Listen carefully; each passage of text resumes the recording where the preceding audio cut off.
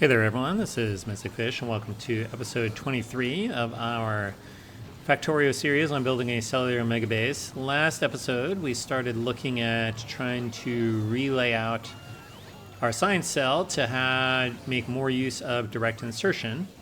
And a few folks in the comments said, yeah, we don't need to watch you do all the figuring out on that.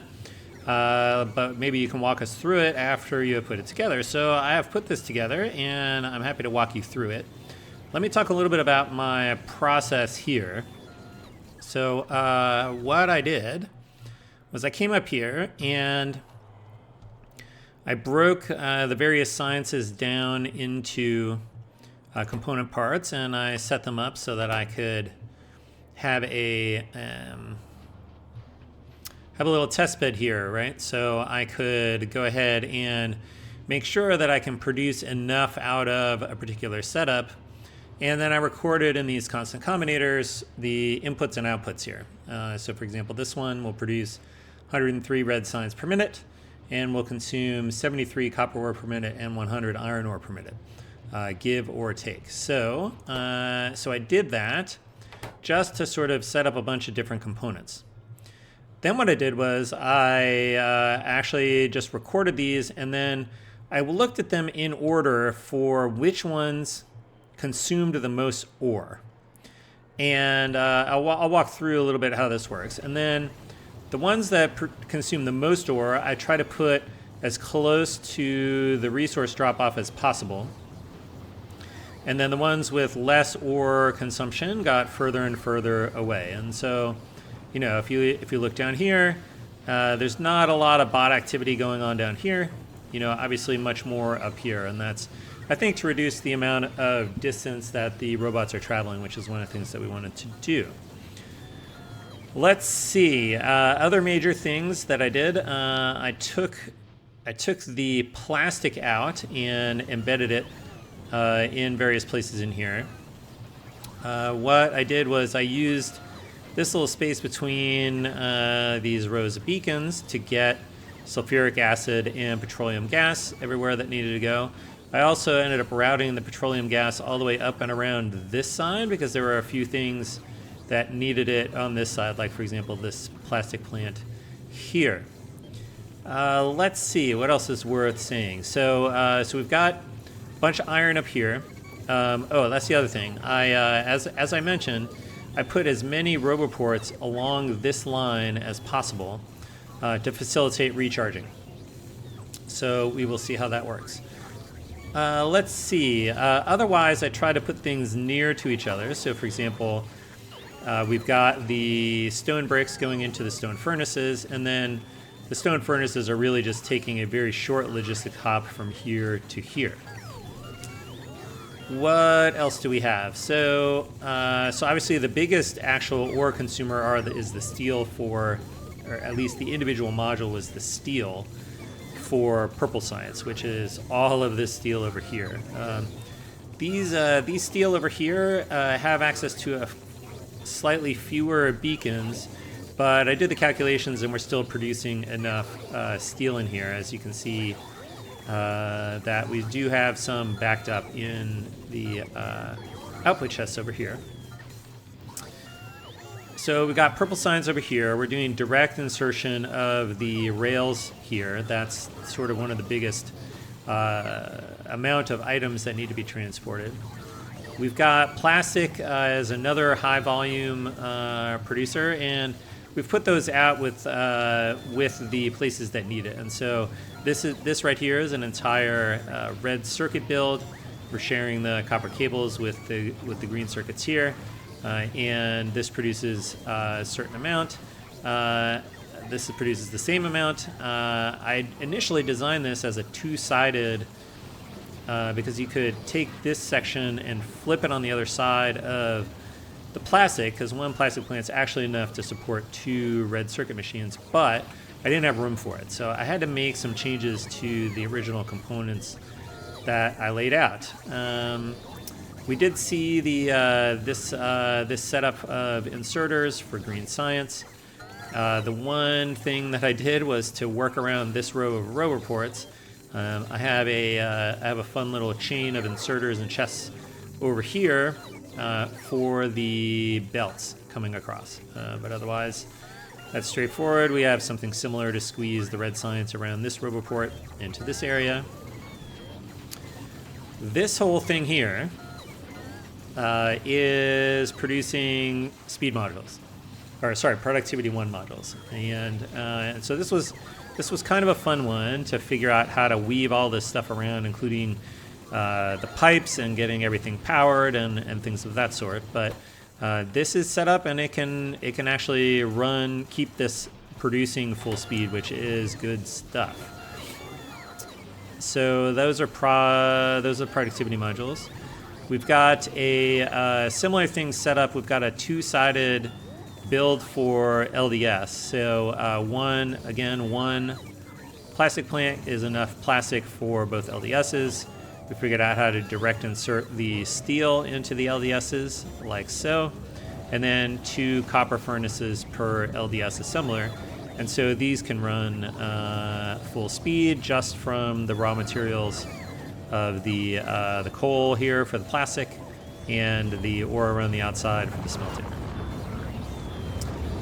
The rocket style is just sort of tucked here in the middle, and it actually doesn't need a lot of items moved around at various points, but it is relatively close to the rocket fuel that's being produced here.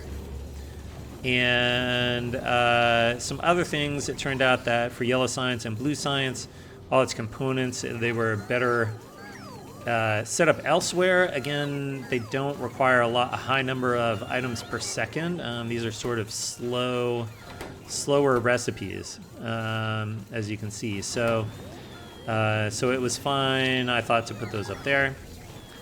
What else we have? Here's another. This is just like the productivity module, except it's building speed modules. In order to produce enough speed modules for the RCUs, we had to tuck a single speed module in to these 2, and that way we only need 2 instead of 3. So that saves us a bunch of work. For the blue circuits, we've got dedicated green circuits to feed the blue circuits, but we're bringing in the red circuits here. I found that there wasn't quite enough throughput from the green circuits for this, so we're also requesting some extra green circuits in over here to make sure that the blue circuit assemblers can keep running. And as you can see, we're pretty well stocked with green circuits over here. Here's the sulfuric acid coming in from the side. We've got another blue circuit build over here. We've got the walls and military science here. Similar to what we did for red science, we were able to substitute 2 speed modules for 2 productivity modules, and then this on its own can produce the 102 science per minute, which means it can keep up with our labs. I'm currently researching follower robot count just because that actually uses all of the sciences. So this is actually the worst case, the hardest that this science cell is going to have to work. We're not actually going to research this in the game, but this is a useful technology for testing. Again, stone bricks are pretty high throughput into walls over here. We've got the grenades right nearby, carried over by logistics spots. And then we've got a build here dedicated to the red ammo, which again is carried up by logistics spots. So that's black science. The RCUs, because we had really pretty large builds for blue circuits and speed 1 modules, these are just tucked in the middle here. We've got some shared output buffers, but to increase the chances that we get multiple in here, that bots can pick up a full load when they come and get them. There's more blue circuits. Here's the double-sided red circuit build. Looks like this, with one plastic in the middle. We got an extra red circuit build over here. So like red circuits are one of the, as many of you may know, one of the items that you need a lot of in Factorio. I try to put them relatively near where they were being built. Like these red circuits are somewhat intended for the blue circuits up here, for example. what else do we have? Satellite is just sort of tucked in the middle here.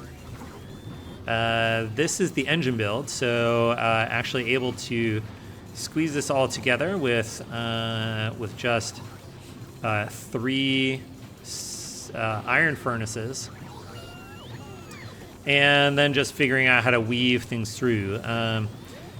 I did end up making, as you can see, made quite a bit of use of the red inserters, so that, for example, in this case, we have a way to get the gears output here and bring them across with this inserter, and then also bring the steel across into the engines with this inserter. So there's definitely places where we took advantage of that to squeeze things in to various spaces. Yeah, some of this was a little tricky, just to, a little trial and error to figure out where I needed to put the iron furnaces, just so that I could direct insert everything that needed to be direct inserted. So that was kind of a fun little puzzle to figure out how to do that. So pipes going directly in from both sides. Okay, those are engines. We've got just an extra green circuit build. This is to supplement the blue circuits up here. We've got more red circuits down here as well. Those are probably for blue science, if I had to guess. Although they could actually be this could also be the red science. Oh yeah, this is an alternate two assembler red science build here, which feeds logistic-wise from these green circuits here. What else do we have? This is solar panels, all in one chunk for the satellite. Nothing much to do here. Got to get sort of a fair amount of steel in here, and green circuits and so on, and so a little bit of testing just to make sure this could work here. Another build for the satellites. We've got this is accumulators and radars put together with a bunch of direct insertion. We've got the sulfuric acid for the batteries coming in from the side here, and then these are extra batteries for the flying robot frames, which are down here. And so this is a direct build of flying robot frames from raw materials with the lubricant coming in the side. The lubricant I brought in around the outside here. This is the only place we need lubricant. And I ended up rotating the lubricant producer and then sending the output over this direction. As you can see, this is where we're sending the petroleum gas out here to go into the various places that we're producing plastic. Sulfuric acid and sulfur are still down here, where they can, blue science can still get them. Still need a lot of sulfur. As you can see, we've got plenty of sulfuric acid, we've got plenty of petroleum gas, so this is all working properly. Interestingly, you can see we have never, while this has been running, I have 0 products produced on all of these, 0 products finished. So we have never had excess petroleum we had to get rid of here. So the prior adjustment we made to let the tanks go between 1 and 5,000 is working out pretty well for us. Okay, moving on. What else do we have that's worth talking about? I guess we did the flying robot frames, and then we've got the labs down here. And so that is I think that's everything. All right, so let's take a look at the production graph for 10 minutes.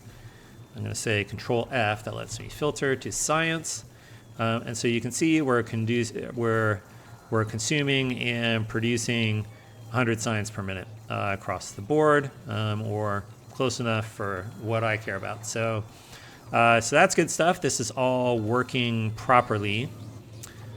What else do we want to say? Oh, I guess to test this, I just I replaced some of the. I got some infinity chests in here with the raw ores. We've got stack inserters, putting them into storage chests and so on. We'll have to see if that works out when we replace that with real trains. And then I guess finally it's worth sort of taking a look at this. So in the steady state, we're using, I don't know, maybe 900-ish logistics bots. It's good to take a look, particularly at these roboports here. There's not a lot of robots waiting to charge. I mean, they're obviously they're charging. I mean, they have to charge, but there's not a lot of waiting around the outside to charge, which is what we want. So I think we've got enough roboports in here to support the charging. So that is the base overview here of 100 signs per minute, and with as much direct insertion as possible. I think we established we need a bunch of, we just need a bunch of logistics bots to pull this off. If we take a look at power, you know, we're really, let's look back over last 10 minutes. This is coming off the fake electric energy. We're really at 667 megawatts. And if we take a look at one of our solar cell, solar cell, this has 657 solar panels. So 657. The solar panels, if you build them to ratio, I believe you get an average of 42 kilowatts. Oh, this may not be, I wonder if this is right. I think that's right. And then divide by 1,000 to get megawatts. So a solar cell is giving us 27 megawatts. So if we want to do 667 divided by 27, that's 25 of our solar cells per science. So this is just power hungry. If we take a look at the power consumption, actually, you know, most of it is actually going into the production here. So I think, given our design of wanting to use as much productivity as possible, and therefore as much speed beacons as possible to speed this up, that's really where all of the power is coming from. This is the robot charging. This is relatively modest. And so, you know, in fact, I think if we look back over 50 hours, yeah, I mean, we're at the peak for this, but I think the big problem was all of this power drain before was draining all of the power from the base. So we are going to have to do quite a lot of solar panel work as this goes on. Okay, so what is next? What I want to do today is and I don't think it's necessary, but I think it's fun, is to take a look at inserter clocking. And I'm going to explain what that is and how it works. But for the time being, I'm gonna hop into a different lab space so we can talk about inserter clocking. So stay tuned. Okay, let's talk inserter clocking. I'm going to put a link in the video here to the place where I learned most of how this worked, which is a YouTube tutorial by Night Elite. And so I'll put a link to that up here on the card. But I will generally explain what is going on here. So the idea here is, you may notice that this inserter here is disabled and it only fires every once in a while. And so if we take a look at what's going on here, we can see the output builds up to 12, and then the inserter drags it in one shot out. And so this reduces the number of swings that the inserter needs to take, both on, well, not so much on the input. We'll talk about inputs in a minute, but really on the output. And so that, I think, does a couple things. One, this is more UPS efficient, and I'm not really trying to optimize for that in this series, but that's a nice benefit. But it also, and in theory, it actually uses less power. If you look at the electricity consumption of the stack inserter, you can see that it really just consumes most of its electricity when it swings, and when it's idle, it doesn't consume very much, right? Just 1 kilowatt when it's idle. And so it does save a little bit of electricity. I don't think inserters are really a big component of our power draw, but every little bit helps. But in our case, because we've got a bot building base, the other thing this does, by swinging with a stack, it puts a sort of a full stack in here at a shot, which means that there's a better chance that when a logistics bot comes in, it can grab sort of all 4 of the items in its capacity when it goes out, or at least as many of them as possible. There are a few variants of this, and I'll walk into these in a little more detail. For example, copper cables produce too much output for a single stack inserter to get rid of, so we have to do some funky stuff so that we can alternate with 2 of them. Let's see, in some cases, for example, green circuits need inputs that come in faster than a single stack inserter when they're running full speed, so that's that. And then we will also talk, what is a good example of a place where what I want to talk about is happening. Yeah, so some of the slower builds, like LDS, you can see the inserter swings before we get up to 12, and I'll talk a little bit about why that is when we get up here. Okay, so how do we do this? The basic idea is we know a stack inserter can carry 12 items per swing. We can use our rate calculator here. This tells us, and we want to do per second here, this is producing 3.525 items per second. So we divide that by 3.525 items per second. And so this gives us the number of seconds per swing. How long do we have to wait between swings of the inserter? And then we multiply this by 60 to get the number of ticks that we want to wait, which is a fractional number here. And so the trick here is, and I've already gone and done this math here, but it turns out that 9600 divided by 47 is the same thing, right? So I used Wolfram Alpha. That's what the inserter clocking tutorial recommended as the easiest way to do this, to give us a rational approximation of this number. And so what we do is we set up a little clock. We set the denominator here, 47 here, and we just have a memory cell that does the mod operator. And so basically what this is doing is this is counting up to 9600 by 47ths. And so this should fire at approximately that number of ticks. And then what we do is we set the condition on the inserter to say if the count coming off of this, if the count mod 9600 is less than 47, then go ahead and run the inserter. And that is actually pretty much it for this. Now, so let's try, and I should mention, because in our base we have some places. Yeah, I just lost my calculation here. 12 divided by 3.525 times 60 is that number.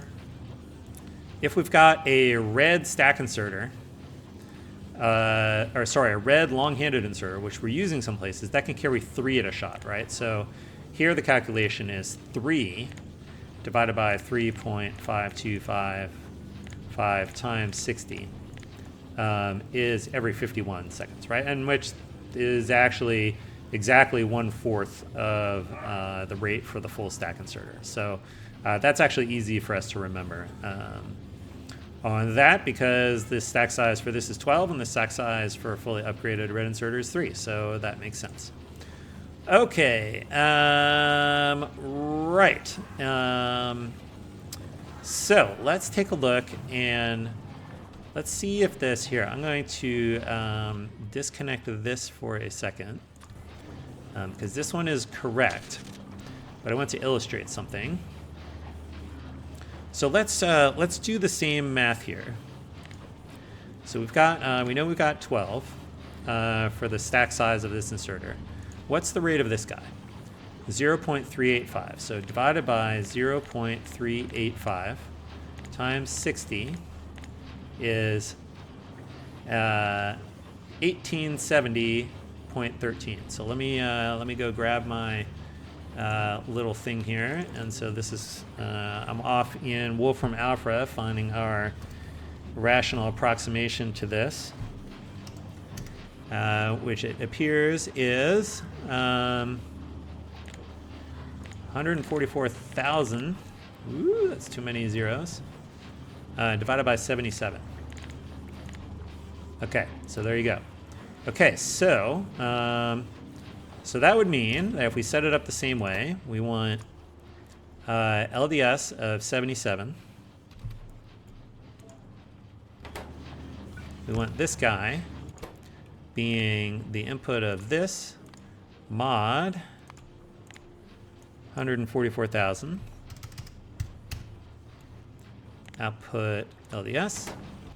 You need a loopback dude. You need to be controlled like that.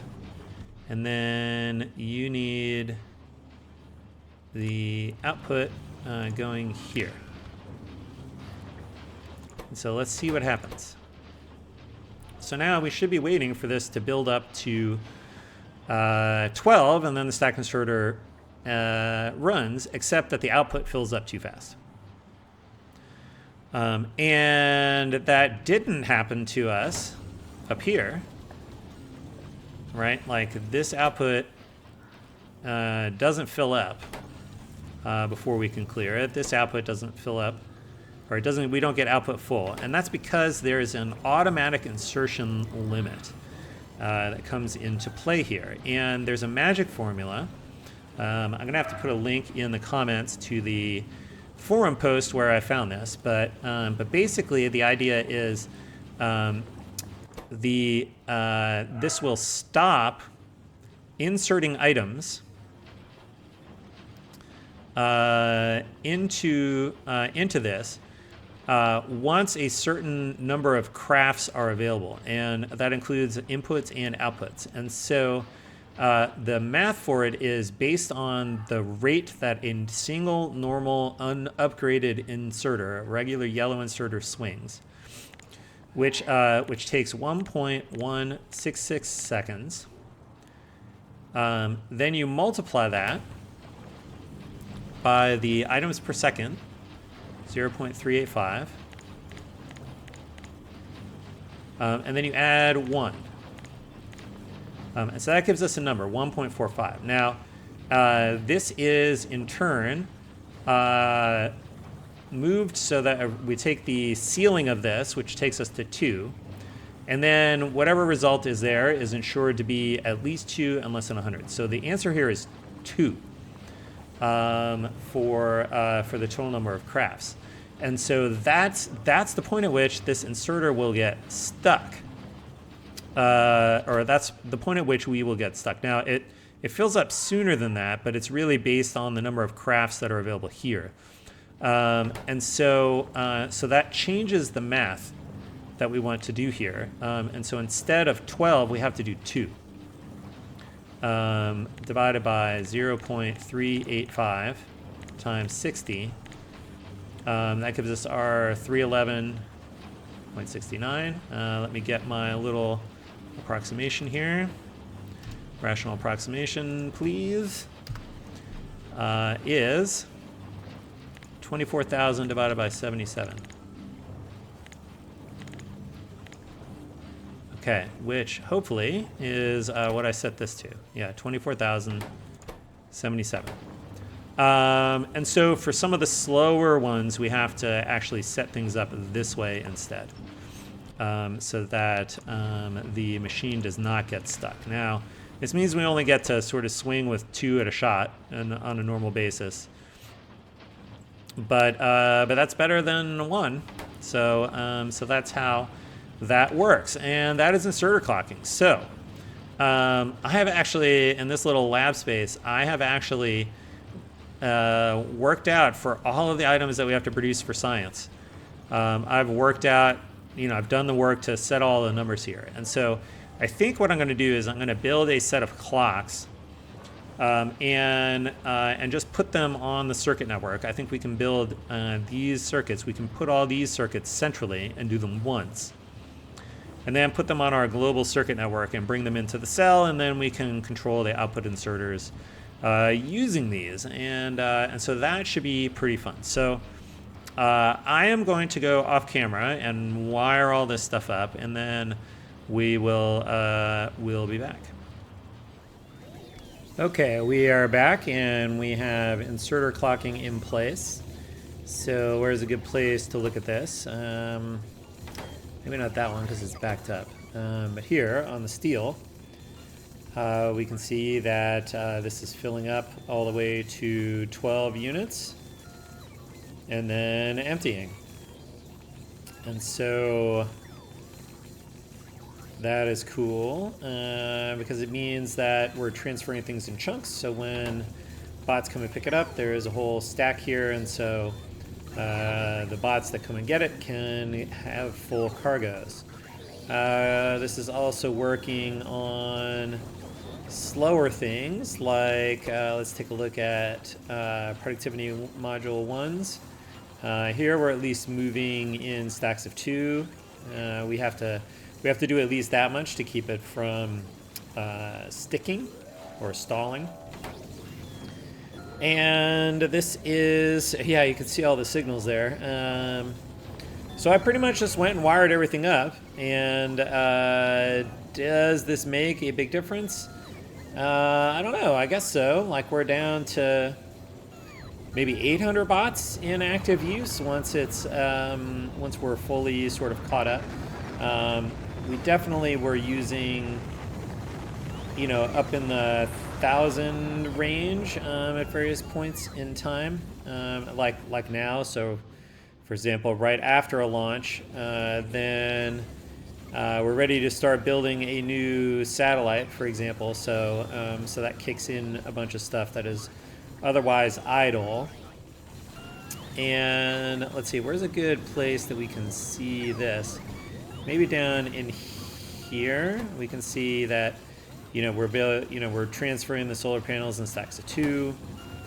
That's good stuff. We can see the steel here is also moving in chunks. I think because this has had a chance to catch up, it basically gets all the way full because that's where it was started when room was made, because these are backing up while the solar panels can run fast enough to fill up what is being requested up here by the satellite. And yeah, let's take a look. Let's take a look at our production stats. We'll take a quick look here. Looking at science, we're consuming 100 per minute. We're producing 100 per minute. So we're going to call that a success. I think we have reduced bot usage, and sometimes not that much. And it doesn't surprise me that there's probably only a handful of recipes where we're saving anything. Like, some of these slower ones that we're doing single items at a time that can now do at least 2. We did come over here. We did it on the rocket fuel as well.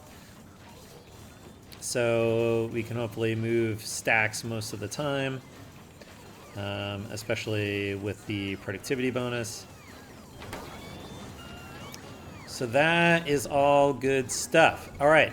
Now, one thing that I realize is going to be important. So I have noticed that sometimes we end up with ore over here in some of these storage chests. And that's no good, because when the bots are going to move things out of the active providers, their first choice of storage to move it to is going to be a storage box that has some of that in it. And so it's possible after construction that we deconstruct rocks that bring coal and stone back into back into these. And in particular, that's bad if there's stone left in here, because it means that the bots, if we unload stone, the bots are going to stream it all over here somewhere, which is, you know, not really what we want. And so I think that what we want to do here is, I think we want to turn these storage chests into passive provider chests. They should otherwise work the same because we're really only using that to unload the builder train. And then we need to provide one storage chest up in here somewhere.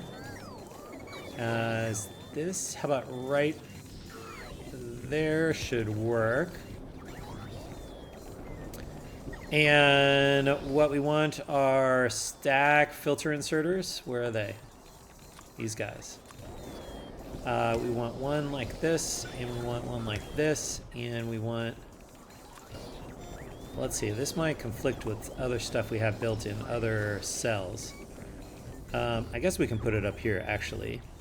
This is a better place for it. We can snug it up in here. We've got the active providers. And we just say, if you have any stone or if you have any coal up in this area, then put it in the active providers. Clear it out of this area because that was in there for construction, and then all the rest of the resources should hopefully end up in this area over here. Okay, so that's important, and we'll have to update our stem cell blueprints for that as well. Okay, so what is left to do? So what's left to do is, I think, to make the parts of this that do construction, in particular for the modules and beacons. And, you know, we definitely have room for, you know, putting all of the other kind of random stuff that that goes into making a cell. So we can squeeze it in around the edges, which I think is just fine. This might be a reasonable spot for... I don't want to add more beacons because they're already pretty expensive. But maybe we'll put those down there. So I'm gonna get all of the construction stuff in here. And then let's take a look at the train. I think once we got a bill of materials, we can make some educated assessments about the train and whether we actually have room to get some beacons and modules on there. I don't think we'll have room for all of the beacons and modules. However, I think, as we saw a couple of episodes ago, if we can get some beacons and modules on here, that gives this thing a jump start. And we'll be able to finish building the rest of it more quickly. So let's take a look at that. I'm going to get the construction stuff in here and update the bill of materials here, and then I will be back. Okay, what do we do? We went and got our assembly machine 2s all tucked around the edges here, or at least they can take advantage of some of the beacons, including our logic for adding more logistic spots if we need them. So we have that in place. I did bury the speed modules over here. I guess they're not really that close to the speed modules up there, but they're at least inside all these beacons. Same with the prod modules are over here. And where did I tuck the beacons? Up in here. So that is all in there. And I went and updated our bill of materials. Now, if you remember, there used to be a constant combinator right here, which had the contents that we need for the herringbone pattern itself. However, what I've been thinking about is that we never really build the herringbone out of the builder train. That's already here when we set it up. And so that actually can save a lot of space. In particular, we don't need very many rails on the train anymore, because we really just need these rails, which are not part of the original herringbone railway.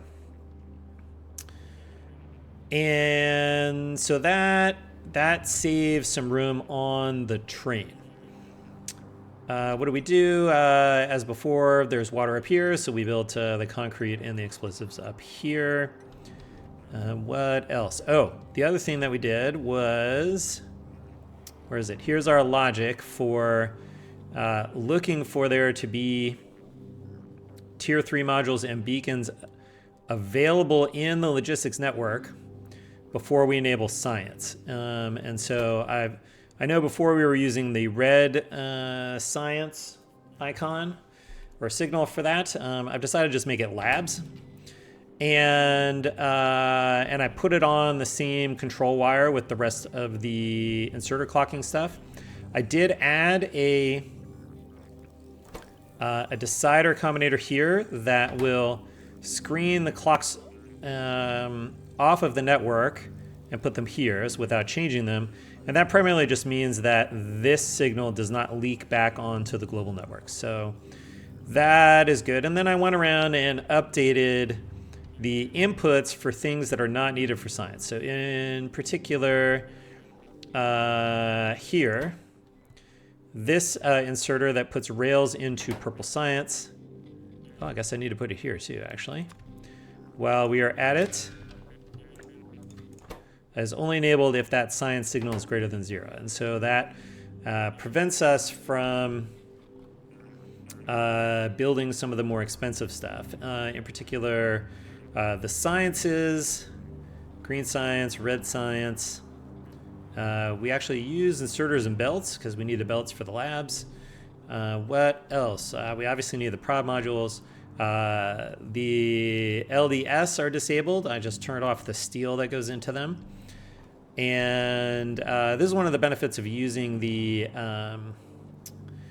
passive provider chests as the sort of go-between between some of this direct insertion, is that all that stuff becomes available as to the builder train stuff. Obviously, we've turned off the yellow science.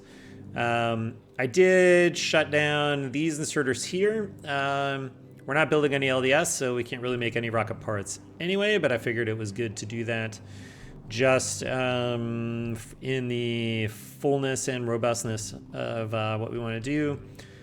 We do use grenades for the cliff explosives. Turned off the black science. Turned off the walls because we don't need those. The ammo. What else? The RCUs as well. Being a big consumer of both speed modules and blue chips. And creating satellites, that's also disabled. But most of the rest of this stuff is actually pretty used. I did somewhere, yeah, here it is. I added this output inserter so that we could actually get some pipes available to the logistics network. We really don't need very many pipes to power this, so that should be fine. What else? I think that's about it. I did decide to add just a single boiler here with a steam turbine, just in case we end up like stuck with too much petroleum gas and then generating too much solid fuel. It'll be stuck for quite a while, but at least that we have a way to get rid of the excess. And this just subtracts off the 200 solid fuel we expect to be in the passive provider chest coming out of here. So anything in excess, we're going to ask for it here and try to burn it off when we have a chance. But as we said before, as I noted before, these, now that we've got the sort of range working properly for this, didn't actually end up needing to do anything. And even when we're building stuff, we need lots of red circuits and stuff for the stack inserters. So I don't really anticipate, we'll fill up on rocket fuel quickly, but then all the light oil would just, end up getting cracked. So it is, I think, fine. Is there anything else? So then here's the last question, which is how many extra slots do we have on the train? So 1, 2, 3, 4, 5, 6, 7, 8, 9, 10, 11. That is 11. Actually, you know what? It would be easier if I just did this and consolidated these. That would make counting a lot easier.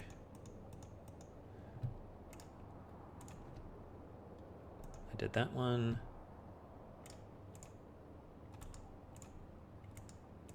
I guess these are all just going up here.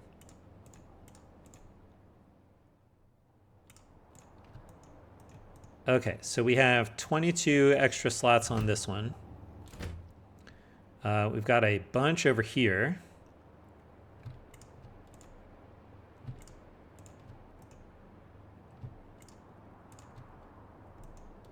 Okay, so this is 18, 19, so 22 and 19 is 41. How many is here? Not very many. 4 more. That makes 44. 45? 45. And then there are 10 more over here for a total of 55 slots. Okay, so this is the blueprint that I just took real quick so that I could get the bill of materials. So we said we have 55 slots. For how many slots do we need for all this stuff? So 940 divided by 50, that's for the speed modules, plus 778 divided by 50 for the prod modules, plus 466 divided by 10 for the beacons is 80. Okay, so what if we, but if we just did the modules,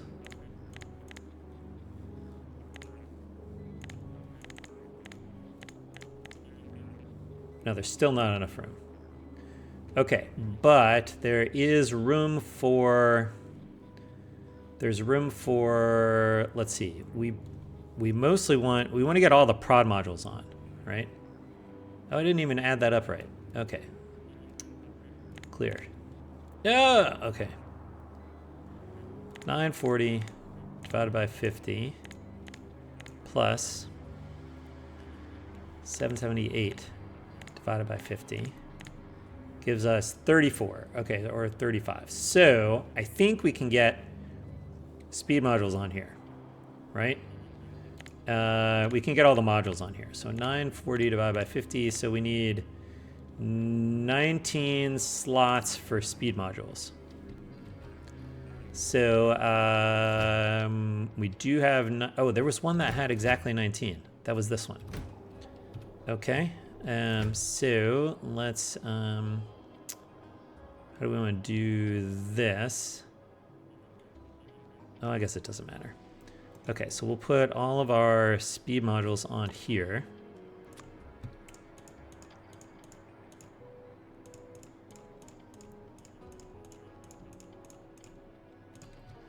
Okay, this is the third car. That's here. So we're going to ask for 950 of these in here.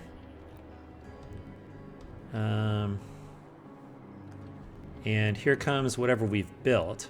Now, I believe once they're in there, I wonder if they still count in the logistics network.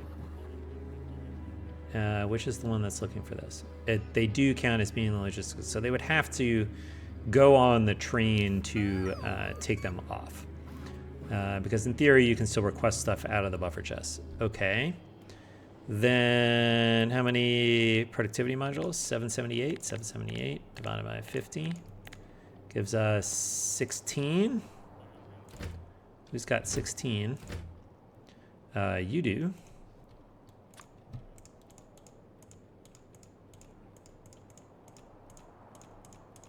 Okay. So that's 800. Where did I just put that? On the last train. So you want 800 of these. And so we really won't be doing any science until the train is fully loaded with modules and beacons, at least as much as it can hold. And so then the rest is going to be beacons, right? As many beacons as we can fit on here. 1, 2, 3, 4, 5, 6. So we want 60 beacons over here. Beacons, 60.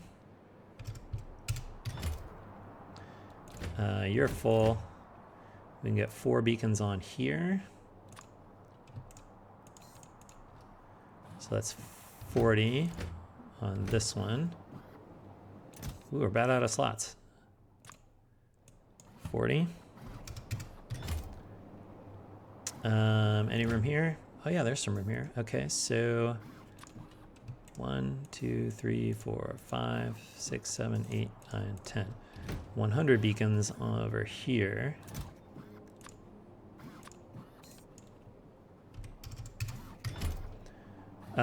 Now, I suppose this runs the risk of, let's see, we have to think about this because construction bots cannot pull things out of buffer chests. So, and we're going to be short on beacons when we build this. So I think that means that these will have to fill up. I guess these will have to fill up with, there's a possibility that we might have to have these all fill up with beacons. Or at least one of them fill up with beacons before we, or no, they would all have to fill up because the logistics bot might grab them before construction bots can grab them to finish out the base. So I think we're just going to have to run that risk because I think what we saw was that things go much faster the more modules and beacons we can have on hand. This way, if we're short beacons, we at least have the speed modules ready to stick them in. Because those do absolutely take the longest to build. So, yeah, I think that's right. Where are these modules? How fast do you go? Per minute, please. 5 per minute. And I think I feel like we checked this before. Where are the beacons? You do 20 per minute. Okay, so yeah, so it's much faster to build these. So I think if there's something we're not going to build, that's probably a good choice. Okay, so I think what we're going to do next is we're going to make this into a proper blueprint, and we're going to stamp it down in the real world and see what happens. So stay tuned for that. All right, here we are back in the real world. And let's get a look at the map. There's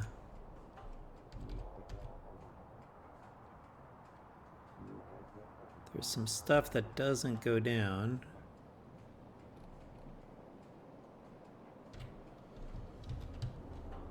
Some stuff over here, that's in the way.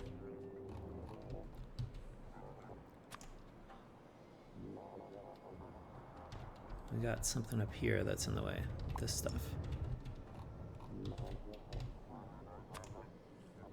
Now, I suspect a lot of our materials are in the neighboring cells, so we may have to go grab them. Something's in the way. This is in the way down here. Right, okay, we'll fix that.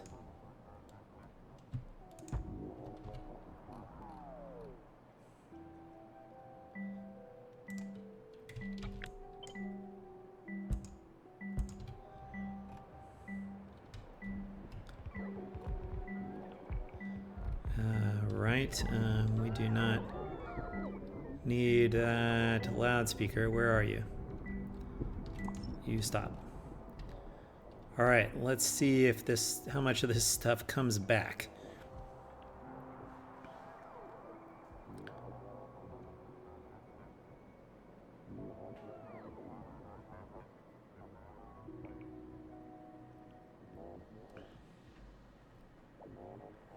How many construction bots are in here? Oh, we lost all our construction bots. All right, so let's go find some construction bots. How many are you have here? You've got extra. Oh, do you have any sitting up in here? Here's some. Okay, give me those guys.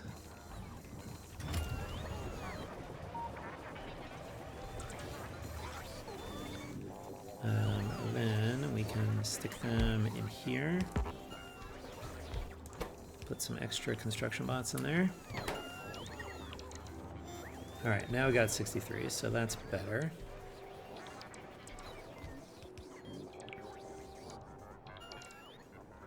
So we're gonna have to wait and see what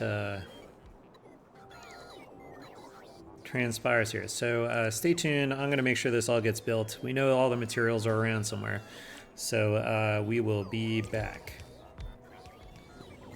All right, we have managed to get this all loaded up. I did have to, I gave up trying to find where all of the modules and beacons went, so I just reused the train from the original base, but this is now all constructed, and I realized I needed to update the inserter configs to put modules on here. So for example, this one needs to be set to the productivity modules, this one's set to the beacons, and so on. Now that we're loading the train, we can see that actually we're getting no green signals in for the science. So we are in non-science mode, which means in particular, one of the good things is that these productivity modules are not being inserted in here actively. These are not running, so that's good. All the productivity modules can come down here as they are built, so that's good stuff. And then ditto with the speed modules. There are no speed modules coming into the RCUs at the moment, and I think I'm trying to remember, did I set up the assembling machines so that they also, right. So the assembling machines are also not requesting the speed modules. So all the speed modules should be going into the tier 3 modules up here as we're building them. Yeah, okay. So that is all working as expected. I guess when we're in non-science mode, yeah, we're right around the maybe 800 logistics bot in use mark, so that is good stuff. We continue to have some problems here with this thing.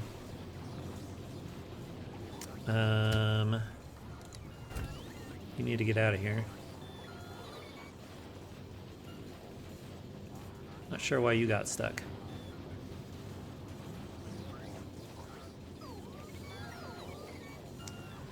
But yeah, we're gonna have to let this guy run and see if we can fill up the builder train and then get on to the science. So that's gonna obviously take a while. So we will do that off camera, and I'll be back with a further update. Okay, we have managed to fill a builder train for the science cell, which is exciting stuff, and we are now sciencing.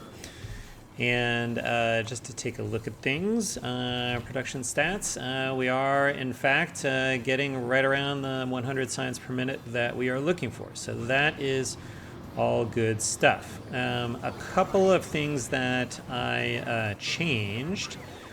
Once we filled up the builder train, this became pretty apparent. I just made the buffer request here for the tier 3 modules just to be one module or one beacon at it. Well, this is still set to 40. I guess the beacons, I didn't do the beacons because they got manufactured pretty quick, but at least for the tier 3 modules, And then I also just updated the inputs, for example, which is that we're only putting things into manufacturing the tier 2 and tier 3 modules if we don't have a few in logistics storage. So that let us switch back to sciencing when we were ready without continuing to build more modules. So that all worked pretty well. Now, one thing that power is still a little bit of a problem. And as you can see, we've got our alarm here. We are still having some problems with power, despite the fact that I've now built up to 38 solar cells. And the issue is, I believe, like I just stamped this one down, I think this solar cell is a net loss of power while it is doing a builder train thing. And so it actually, in the short run, makes things worse until we can finish doing all the building. And then we do get the net benefit of the solar panels.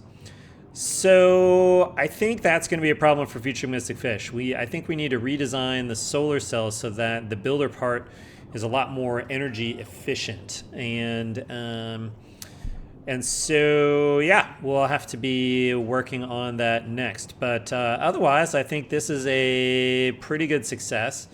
We are actually really only using 200 to 300 robots in the steady state, logistics robots. And I was like, whoa, we were doing 1,000 over there in the lab, and what was that about? And I realized that the difference is in the lab, we didn't have the same robot speed. Here we've done several robot speed research, and so actually these are about 3 times as fast as what we were seeing in the lab, and so it stands to reason we're using only 1/3 the robots. So that is okay, and really the logistics bots do not consume power when they're not flying around, so that is okay. So that is going to be our episode for today.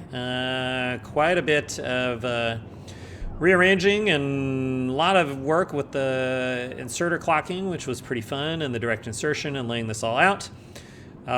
This science cell is packed full of circuit network stuff, but seems to be working as intended now. So that is a pretty exciting milestone for us. We've actually completed a few mining productivity researches, so that is good. We're actually sciencing in the Megabase, which is good stuff. But clearly some problems still out there for future Mystic Fish. Obviously, we have to do something about power, and so we may be designing a more efficient solar power cell, or at least a more energy efficient one. We also are starting to run out of room here in our little fenced off area, and so we may also need to do some work to figure out how to expand beyond the laser fence here. So that is another thing that we have to figure out. Certainly, we probably have to figure both of those things out before we can stamp down another science cell. I should mention that I also added another coal cell up here, and I decided that I would go ahead and take advantage of the no man's land here in between the herringbone tracks to add some miners. And I did that on the original coal patch up here, which is really running low here, but that sort of restored us there. We got a nice little warning from the brain cell there. Oh, I should mention that here's all the inserter clocks up here at our clock section, which now says clocks plural. So these are all up in here. I will I haven't yet published a blueprint of the brain cell, but I guess I will do so for this time around. What else? I'm going to publish I have the reference that I had for the inserter clocking, so I decided I would put that in there as well. And we'll put the brain cell in the published blueprints. So stay tuned for that, and we're going to wrap things up here because that's too many problems for future Mystic Fish. He is going to have to contemplate those things before we get ready for the next episode. But pretty good milestone for us here today. Pretty good. And so that's it for today. So as always, thanks for watching. We'll see you next time. Until then, bye.